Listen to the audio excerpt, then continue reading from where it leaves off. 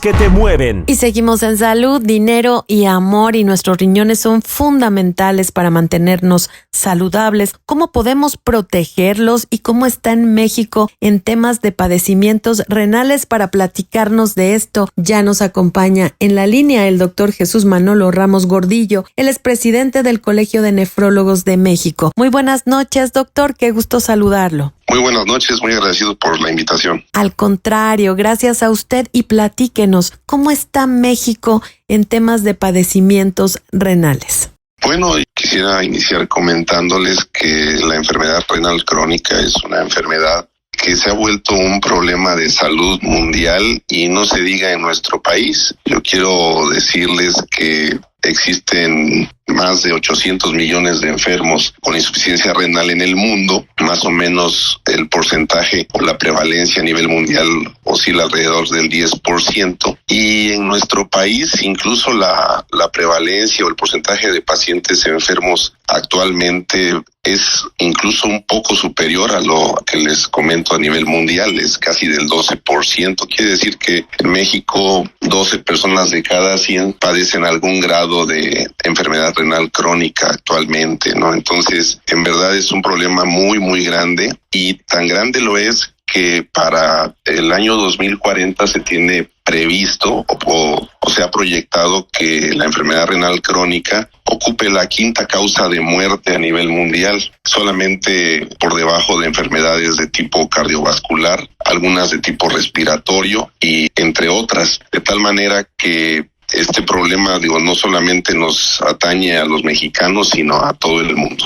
Doctor, ¿y cómo se toman previsiones? ¿Cómo se cuida el riñón? ¿Cuál sería esta metodología que hay que seguir nosotros como ciudadanos para cuidar nuestro riñón? Le saluda María Elena Vega, muy buenas noches. En realidad, la enfermedad renal crónica tiene su origen en diversas patologías a su vez. ¿Cuál es la patología que puede generar insuficiencia renal crónica? Pues es la diabetes mellitus. Y es de todos conocidos que la diabetes mellitus tiene una alta prevalencia en nuestro país y se ve favorecida aún más por un problema que estamos padeciendo con cada vez con más frecuencia, que es la obesidad, de tal manera que todos debemos trabajar juntos para modificar los factores de riesgo en la población adulta en México, que está contribuyendo al problema de la obesidad, como es el sedentarismo y las dietas malsanas. De tal manera que, como les decía, la diabetes es un factor muy importante, el más importante, la causa más importante para desarrollar enfermedad renal crónica, no solamente en el mundo, sino también en México. Y quiero decirles que la diabetes en nuestro país pues ha venido incrementándose año con año. Recuerdo que en 2012 por ahí la prevalencia era muy cercana al 10%, y en la actualidad, en este 2025, estamos ya rebasando prácticamente el 16%, es decir, de 100 mexicanos, 16 son portadores de diabetes mellitus.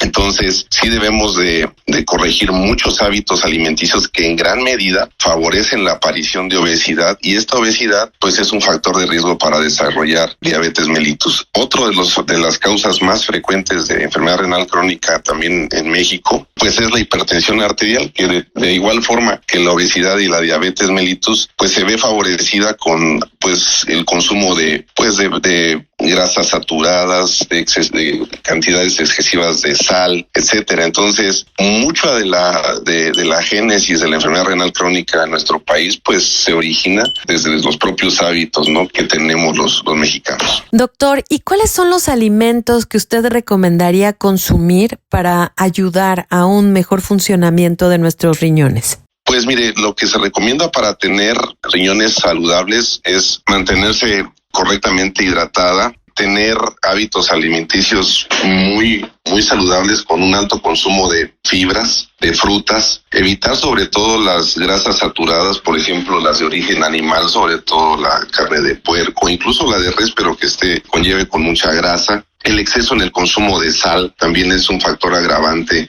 y que eso es perjudicial para nuestros riñones. No se diga el hábito tabáquico, también es muy perjudicial para nuestros riñones, entre otras. También podemos decir que el consumo de algunos medicamentos, tales como algunos analgésicos o la gran mayoría de los analgésicos o antiinflamatorios, pueden causar en algunas personas daño a nuestros riñones. También algunos antibióticos pueden generar en ciertas personas susceptibles daño a nuestros riñones, de tal forma que el consumo o el autoconsumo o el automedicarse también puede ser un riesgo muy importante, y nosotros nos podemos estar haciendo daño a nuestros órganos, principalmente a nuestros riñones.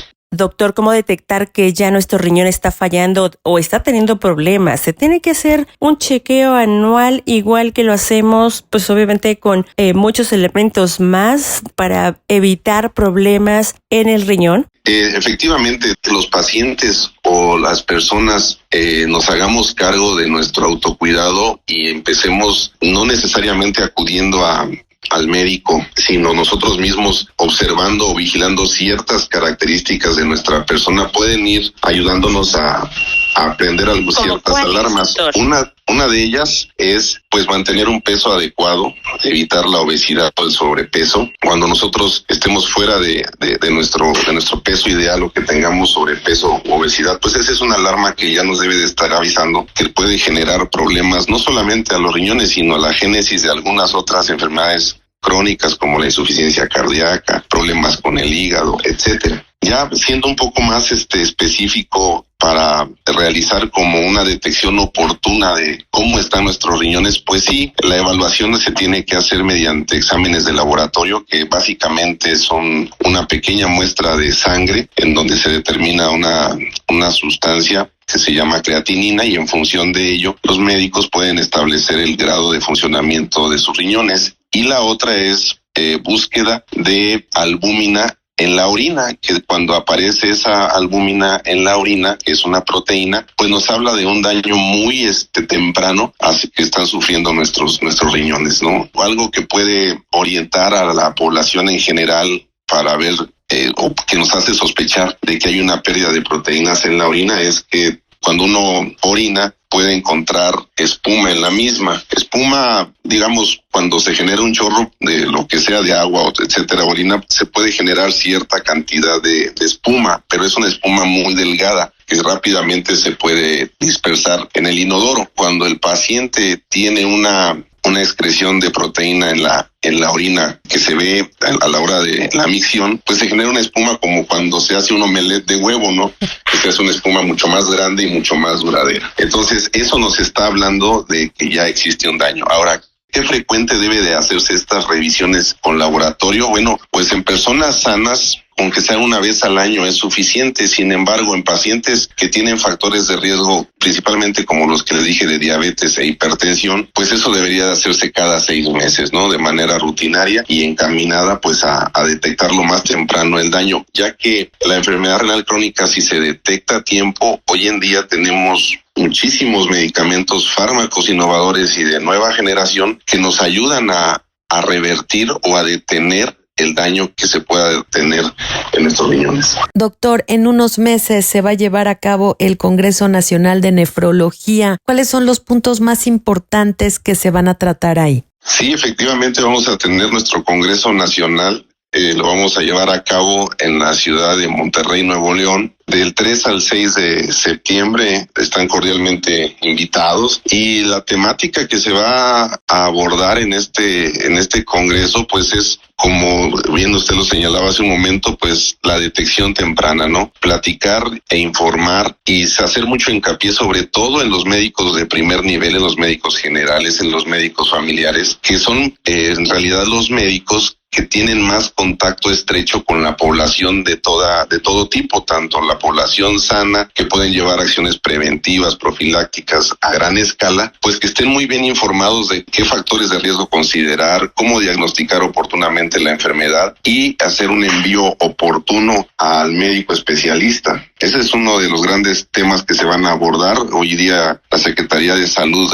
está trabajando intensamente, sobre todo en fomentar la prevención sobre todo en el primer nivel de atención de salud en México, en todas las enfermedades crónicas. Otro tema que vamos a abordar mucho, bueno, el tema de trasplante renal, que es muy amplio y que tenemos ahí todavía áreas de oportunidad para aumentar la cantidad de donación, tanto en donadores cadavéricos como en donadores vivos. Hablaremos también de hipertensión arterial, hablaremos de tratamientos sustitutivos cuando el paciente tiene ya falla renal y necesita diálisis o hemodiálisis, etcétera. Y finalmente hablaremos de tratamientos enfocados a la nutrición, ¿no? De pacientes con daño renal, entre los más destacados. Pues vaya que la medicina está evolucionando y sigue evolucionando, uno de los sectores más movidos, así que estaremos muy al pendiente de todos los avances que se hacen en materia de riñón, en materia de nefrología. Por lo pronto le agradecemos al doctor